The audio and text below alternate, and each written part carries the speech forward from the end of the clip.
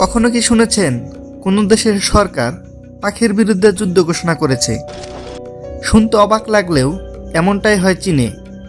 1958 সালে চীনে একটি অদ্ভুত যুদ্ধ শুরু হয়েছিল, কিন্তু শত্রু কোনো দেশ বা সেনাবাহিনী ছিল না। চীনের প্রধানমন্ত্রীর নেতৃত্বে শুরু করা হয় 4 পেস্ট ক্যাম্পেইন, যার মূল লক্ষ্য ছিল মশা, মাছি, ইঁদুর এবং চড়ুই মারা। উদ্দেশ্য ছিল এই 4 পোকাকে ধ্বংস করে কৃষি উৎপাদন বাড়ানো। তবে এই উদ্যোগ চীনের জন্য আশীর্বাদ নয়, বরং অভিশাপ হয়ে দেখা দিয়েছিল। শুধুমাত্র চড়ুই পাখি মারার ফলাফল এতটা ভয়ানক হতে পারে আপনি কখনো কল্পনাও করতে পারবেন না। তো চলুন বিস্তারিত জেনে নেই। 1958 সালে চীন 4 পেস্ট ক্যাম্পেইন নামে একটি উদ্যোগ নেয়। এর লক্ষ্য ছিল 4টি শত্রু ইঁদুর, মাছি, মশা এবং চড়ুই পাখি মেরে ফেলা। চড়ুই পাখিদের টার্গেট করা হয় কারণ তারা শস্যের দানা খেয়ে ফসলের ক্ষতি করে বলে মনে করা হয়েছিল। মাও জেদাং এর নির্দেশে জনগণ চড়ুই পাখিদের নির্মূলের জন্য ঝাঁপিয়ে পড়ে।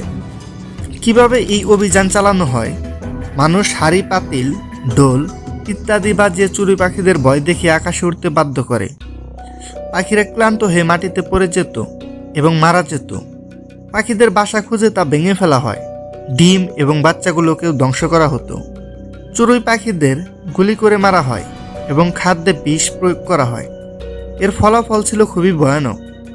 অল্প কয়েক বছরের মধ্যেই চড়ুই পাখির সংখ্যা ভয়ানকভাবে কমে যায়, কিন্তু এর সাথে একটি বিপর্যয় নেমে আসে, যা ছিল চীনের জন্য একটি ভয়াবহ শিক্ষা। চড়ুই পাখিদের কেন নির্মূল করার সিদ্ধান্ত নেওয়া হয়েছিল? মাও জেদং এর কমিউনিস্ট পার্টি মনে করত যে চড়ুই পাখি শস্যের দানা খেয়ে ফসলের ক্ষতি করেছে। চীন তখন গ্রেট লিপ ফরওয়ার্ড নামে একটি আন্দোলন শুরু করেছিল, যার লক্ষ্য ছিল কৃষি এবং শিল্প উৎপাদন বৃদ্ধি করা। চড়ুই পাখি নির্মূল করলে ফসলের উৎপাদন বৃদ্ধি পাবে বলে তারা বিশ্বাস করেছিল। কিন্তু তারা বুঝতে পারেনি যে চড়ুই পাখি শুধু শস্যই খায় না, বরং ক্ষতিকারক পোকামাকড়ও খায়। চড়ুই পাখিরা প্রাকৃতিক খাদ্যচক্রের একটি গুরুত্বপূর্ণ অংশ। তারা শস্যের দানা খায়, কিন্তু একই সঙ্গে ক্ষতিকারক পোকামাকড়ও নিয়ন্ত্রণে রাখে। পাখিদের নির্মূলের ফলে পোকামাকড়, বিশেষত পঙ্গপালের সংখ্যা বৃদ্ধি পায়। এর পরিণতি ছিল খুবই ভয়াবহ। এই ভুল সিদ্ধান্ত খাদ্যচক্রে বিপর্যয় সৃষ্টি করে। চড়ুই পাখি না থাকায় পঙ্গপাল এবং অন্যান্য ক্ষতিকারক পোকা ফসল ধ্বংস করে দেয়। 1958 সালে 4 পেস্ট ক্যাম্পেইন শুরু হয় এবং 1962 সাল পর্যন্ত এটি চলতেই থাকে। এই অভিযান চীনের গ্রাম অঞ্চলে সবচেয়ে বেশি প্রভাব ফেলে, কারণ সেখানেই ফসল উৎপাদন হতো বেশি এবং পোকামাকড়ের বৃদ্ধি সেখানেই সবচেয়ে মারাত্মক আকার ধারণ করে। প্রথমে 4টি পেস্ট ইঁদুর, মাছি, মশা এবং চড়ুই পাখি নিধনের পরিকল্পনা করা হয়। 1960 সালে চড়ুই পাখি নির্মূলের ভয়াবহ প্রভাব বুঝতে পেরে চড়ুইয়ের পরিবর্তে বেডবাগকে টার্গেট করা হয়।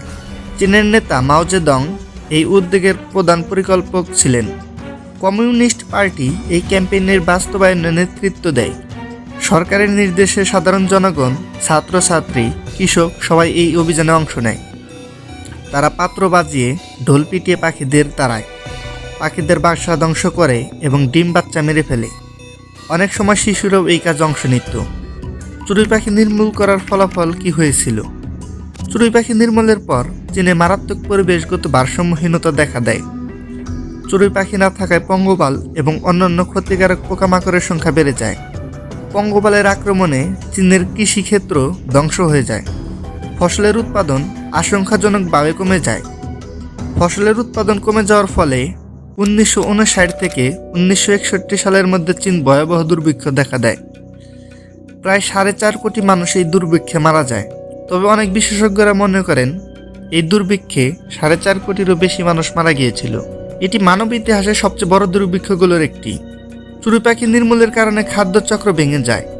এর প্রভাব শুধু কৃষিতে নয়, পুরো পরিবেশের উপর পড়ে। চীনের 4 পেস্ট ক্যাম্পেইন ছিল একটি ভুল সিদ্ধান্ত, যা চীনের ইতিহাসে এক ভয়াবহ বিপর্যয় ডেকে এনেছিল। এই ঘটনা আমাদের একটি গুরুত্বপূর্ণ শিক্ষা দেয়। প্রকৃতির সঙ্গে যুদ্ধ করা নয়, বরং প্রকৃতির ভারসাম্য রক্ষা করা জরুরি। আপনার কি মতামত?